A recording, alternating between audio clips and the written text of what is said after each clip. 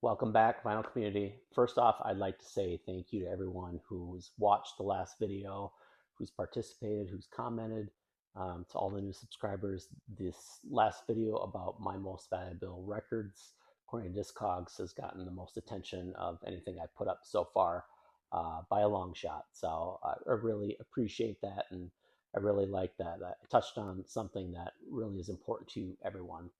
So continuing in that vein, it seems like you guys want to see albums, so I'm going to show you some albums.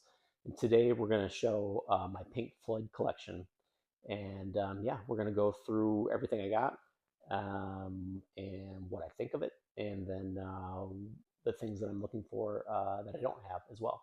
So we're going to start off first with some compilations and soundtracks that don't necessarily fit in a catalog, and they don't do the entire soundtrack, if that makes sense. So the first one I want to talk about is this comp on Tower Records. It's called Underground. This one came out in 1969. It's on the striped Tower label. Show you like that. And this is a really fantastic comp. It has the Chocolate Watch Band is on here, Kim Fowley, Jake Holmes, them, and then Pink Floyd has two songs on here: "See Emily Play" and "A Saucer Full of Secrets." But yeah, this is a really awesome comp that I would suggest if you see it out in the wild, grab it because it's good all the way through. So, all right, the next one from 1970 is the Zabriskie Point soundtrack. This one was on MGM, came out in 1970, and I'll show you the lion label there. What I like to say about Zabriskie Point is it's a cool place to visit. It's an awesome soundtrack, and it's a not so great movie. I was not impressed with the movie. I don't know that I could watch it again. But on this soundtrack, you have Pink Floyd, and they have some songs on here that are not anywhere else. So the first one's called Heartbeat Pigmeat. They have a song called Crumbling Land. Then they have Love Scene, which is just an instrumental with Jerry Garcia. And they have a song, the last song on side two is called Come In, number 51, Your Time Is Up. But there's also songs on here from the Kaleidoscope, the US Kaleidoscope, not the UK. There's also Grateful Dead songs on here, a song from Patti Page, the Youngbloods, and John Fahey. Yeah, this is a good soundtrack, and this one you can pick up relatively cheap. Usually, I'd say 25 or under. So if you see that one around, pick it up. If the movie's on, I'd skip that probably, unless you're into that kind of thing. So, anyways, so the next comp is another really good one. There's a US version of this too. This one's called Relics, and this one has a lot of the songs, a lot of Sid Barrett era songs, some that were not on the UK versions of Piper at the Gates of Dawn and A Saucer Full of Secrets, but you have Arnold Lane, Interstellar Overdrive, See Emily Play, Remember a Day, Paintbox, Julia Dream, Careful with That Axe, Eugene, Cirrus Minor, the Nile Song, Biding My Time, and Bike. So this one is killer for early Sid Barrett Floyd. So can't get enough of Sid Barrett, check out Relics. It'll do the trick for you. And this one came out in 1971. This is the UK pressing on Starline. So now we get into the studio albums. The first one from 1967 is the Piper at the Gates of Dawn. This is a UK original mono with the flip back sleeve And then I'll show you the mono label here. It's got the blue Columbia, has sold in the UK, subject to resale, price conditions, see price list. And it has made in Great Britain right at the bottom there. And so what I have for Piper at the Gates of Dawn is I've got mono for the UK pressing, and then I also have a US pressing as well. And my US pressing is the original stereo pressing, and this one's on tower. And the nice part about having the UK and the US pressings with Piper at the Gates of Dawn is that the songs on the UK version are not exactly the same as the songs on the US version. So if you want them all, you kind of need both, or you need a comp that can bridge the gap, right? So their second album, A Saucer Full of Secrets, much the same. So I have the original mono UK version on Columbia, and same thing here, flip back sleeve. The difference with this album, we have Syd Barrett is leaving, and we have David Gilmour joining the band. So this is the only time that all the members were together, albeit a very short period of time, and we're all participating. And I'll show you, here we have it again, same thing with the label, sold in the UK, made in Great Britain. The Columbia is going to be highlighted in blue. And yeah, this is the mono version. And then I will show you my stereo version, which is again going to be on Tower Records. This one came out in 1968. And this is the stereo pressing on Tower Records. They have a later pressing too with the rainbow label, but you need the tan or the orange colored label if you want an original pressing. And this is a fantastic album too. I like Piper at the Gates of Dawn a little bit better than A Saucer Full of Secrets, but I still really like A Saucer Full of Secrets quite a bit. Right. Their third album is a soundtrack. It's called More. This one came out in 1969. This is the UK version. You'll have flip back sleeve again. And for this label, it's Columbia label, but they started to change. So this one's black and white. It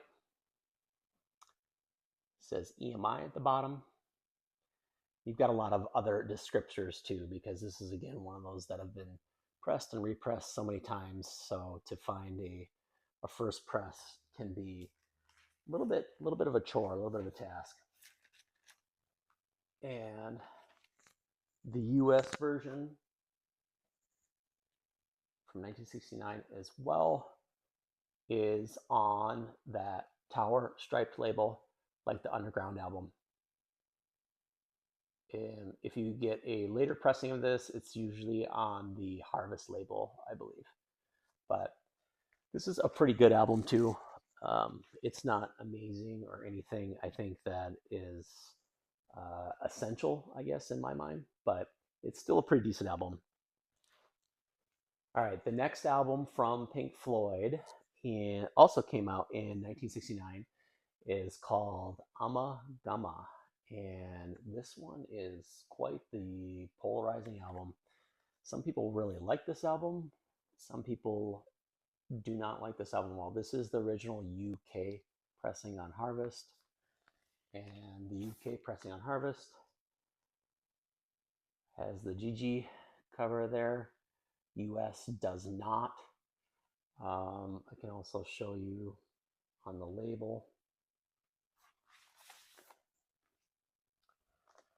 You'll have 1969.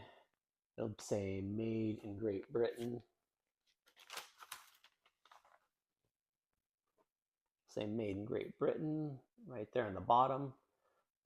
Later pressings will have an EMI right above where it says Harvest there. And this album is two parts, right? So there's a part that's all live music, and then there's a part where each one of the members writes and performs their own songs. So you can tell at this stage of the game, they're kind of really reeling with the fact that Syd Barrett has left, and they don't know exactly what they're doing, which direction to take, if they're still a psychedelic band, if they're going to be a space rock band, if they're going to be an art band. They're really somewhat aimless here, and this one is the hardest album for me to listen, and probably my least favorite. And I don't normally pull that out unless someone requests it or someone really wants it. Here's the US version. You can see the GG cover there is completely whited out. That was due to lawsuit. But otherwise, this one's also on Harvest, and it looks awfully similar to what you get with the UK. UK obviously sounds better, but again, for this one, like, if you're a completist and you need a copy to have a copy, then just get a US, because I don't really think that, not to me anyways, that's worth it. So, okay, on to the next. Then we have Atom Heart Mother in 1970. This is one of my favorite early Floyds as well. They start to find their sound a little bit more here. And I love the Hypnosis cover here as well. Very cool. And similar thing with this one here. So this is my UK press. Harvest label. If you have an original pressing, first pressing, it will not say EMI above the Harvest, and it will say made in Great Britain right down at the bottom there. And the US version is similar as well, also on Harvest. And it's a great album. I've always liked this one. I know a lot of people, it's not their favorite, but this one's rated up pretty high on my list. And I'll show you. Here's my US press here. Again, cover is going to look very much similar, but interesting enough that whoever had this before me took a clipping from the newspaper and they taped it in there. I thought that was kind of interesting. I didn't remove it because I knew it would make a mess, and then I thought it was kind of a cool thing to have in there, to date it, and that's just different from other copies as well. So the next album after Atom Heart Mother, we have a big one. We have Metal. And I've got a UK and a US of Metal as well. And Metal is a great album.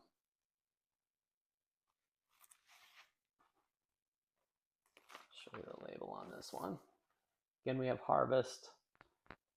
So it's going to be Harvest for the US and Harvest for the UK. And I'm not going to talk at length on this album a whole lot, because I think most people are really familiar with this.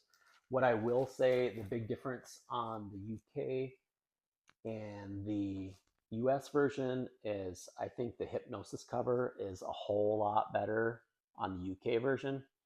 You can really tell that that's an ear, right? And this one is a textured gatefold. I'll show you just so you can see the difference between this and the US version. So here's the US version. This is a pretty clean copy. but that's quite a bit more difficult to tell that that's an ear. I mean, the picture is so defined in the UK version that you can even see like the small hairs on the ear, but here it seems more like a collage.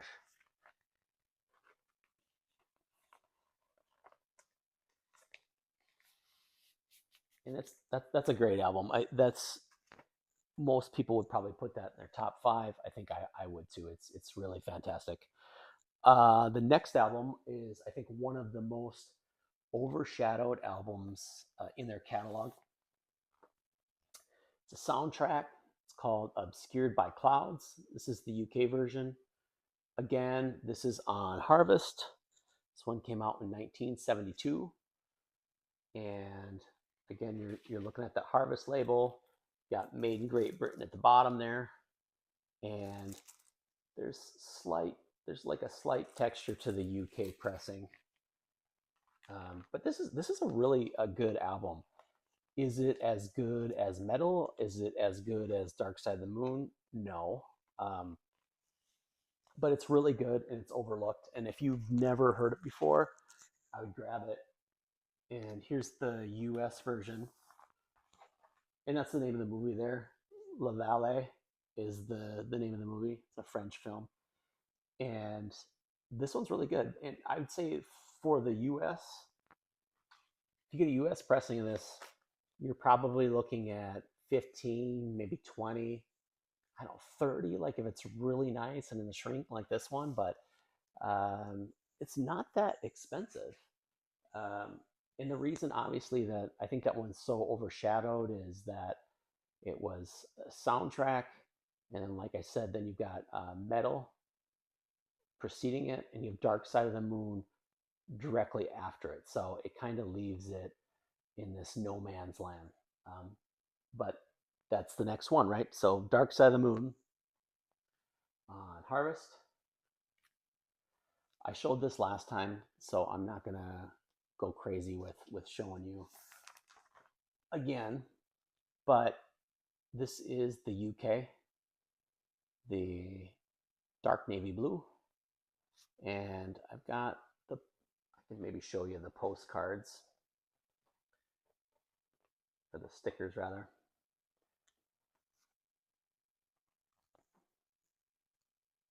And the posters are a little different than what you get with the US.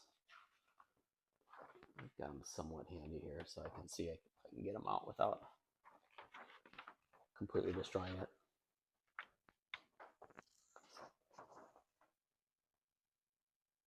It's the poster, one of them.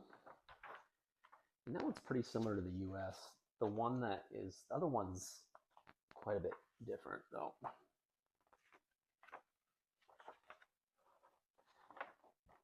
Here's the one that's quite a bit different than the US.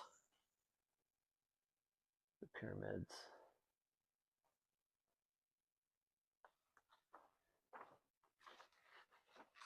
And then I'm going to show you my US copy just because I think there's so many pressings of Dark Side of the Moon. It's hard to know a lot of times which pressing you have. So I'm going to show you mine just to help you if you're having some difficulty, because I know a lot of times I do, just because there's just so many pressings. So if you get a first pressing, a lot of time they will have this sticker on here, type sticker. And then what you want to look for inside, move the stuff out. So in here, right there, it'll say copyright TRO Hampshire House Publishing Corp. All rights reserved. Interpack Pat's pending. You need all that for a very first pressing. And you also need on the vinyl, Harvest again for both of these. 1973 is the year. But you're going to have capital right there at the bottom. You can see capital on the rim text. If you don't have capital, then you probably are not looking at a very first pressing. And it's so hard because they had multiple pressings within 1973. So, but those are two things that you can look for to see if you've got a very first pressing, if that matters to you at all. Some people it doesn't matter at all, but others it does. So, just wanted to point that out. So, after Dark Side of the Moon, 1973, then we get another one. We get another big banger from the group. 1975, you get the big one, Wish You Were Here. And this is my UK pressing, still has the blue cellophane on it. It's got the hype sticker on the front there, which is really cool. And so this one is on Harvest, and then the US version is actually on Columbia. And the first pressings for this also have, I'll show you the jacket. The inner jacket of the inner sleeve is going to have a notch, 3 notches. The bottom corner, no, but a notch here, and a notch here. And then it also has the postcard, which I'll show you, which is just a little bit different than the US, but not too much.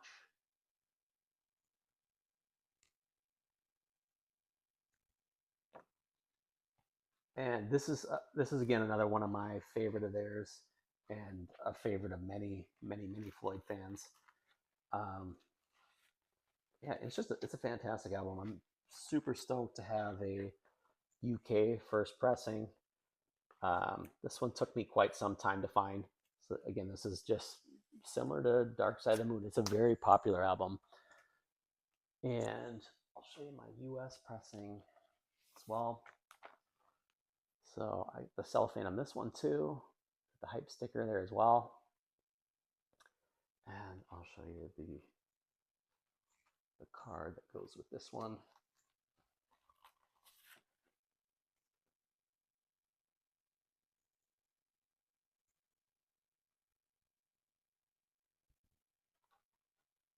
And I'm not going to spend a lot of time talking about this one either, because most people know about this album, know how great it is, and they definitely hit their progressive stride here. So it's a great album.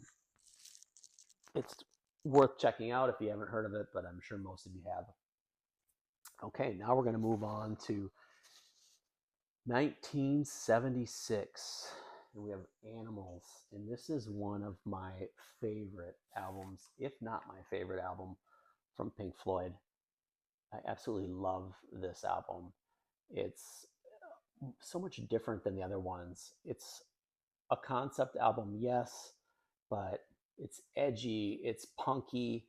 I love Roger Waters' voice, and David Gilmour's guitar are just they're they're insane together. I think I feel like you can feel the tension between Roger Waters and everyone else in the band at this point, but it makes for some beautiful music. I know a lot of people say this is kind of the beginning of the end, but I think this is one of the last amazing efforts that they did. Besides the wall is really good too. Um, that just amazing. So this one is on the UK pressing is Harvest again, and same thing. US pressing is on Columbia, and pretty easy way to tell if you've got the first one on Columbia is you're not going to have a barcode. A lot of times these will have a barcode right back here. If you get a barcode, then you don't have a first pressing, US pressing. Okay, now we're on to 1979. We have The Wall, another big effort, another big heady effort from um, Roger Waters. And this one is the UK pressing. Looks very similar, except there's nothing that denotes that, not on the spine anywhere, that it's Pink Floyd or The Wall. but this one is on the UK pressing again is Harvest, and then the US pressing is on Columbia again. And I'll show you my US. So the very first pressings again, they're gonna have a clear hype sticker like this on it. And the subsequent pressings came with an insert, a white insert that looked just like this, but it was white. And again, you're going to want to look for in the back that there's no barcode on the back here. And another thing that denotes that you have a first pressing is you have up here on the production credits, let's see if we can show you. The production credits you have produced by David Gilmour right there. On subsequent pressings, because David Gilmour was not getting along with Roger Waters. Roger Waters wasn't really getting along with anybody, but especially David Gilmour. He had his name removed because I think he wanted to be petty and wanted everybody to know that this was his work of art, and David had everything to do with it. So yeah, subsequent pressings won't have the David Gilmour credit on there. Okay, now we're jumping into the 80s. This is the final cut.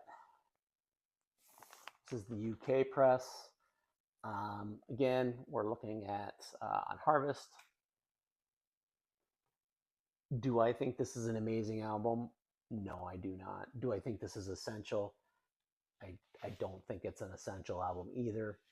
I listen to it every great once in a while, but this is by far not my favorite, and definitely feels more like a Roger Waters solo project than it does a Pink Floyd collective project. And I guess for good reason, right? Because this is the last one that Roger Waters is on before he leaves the band. Here's my US version on Columbia. This is the promo. So this is the special banded version for radio. So we got the hype sticker on there, and then there's different bandings on the actual LP itself. So that's why it says that. Yeah, again, this one's not a terribly expensive album or relatively easy to pick up. This Final Cut Special Banner version is a little bit more expensive than the average version, but again, for that album, unless that fell in my lap the way it did, I wouldn't have sought that one out because it's not a super important album to me or super important album to me in the Pink Floyd catalog or canon. Okay, so now we have A Momentary Lapse of Reason, 1987. So this is now where I only have US presses. And this is on Columbia. I've got a nice copy here in the shrink. And there's been a lot of complaint. This is a decent album. This is much heavier David Gilmour, obviously, as he's taken over. But there's been a lot of complaint about the sound of this recording. And they did redo this. And the redone version, the remastered version that they did a few years back sounds really phenomenal. So I almost feel like that's the version to pick up if you don't have a copy of this and you really want it. But that is, this one again is, you're looking at David Gilmour.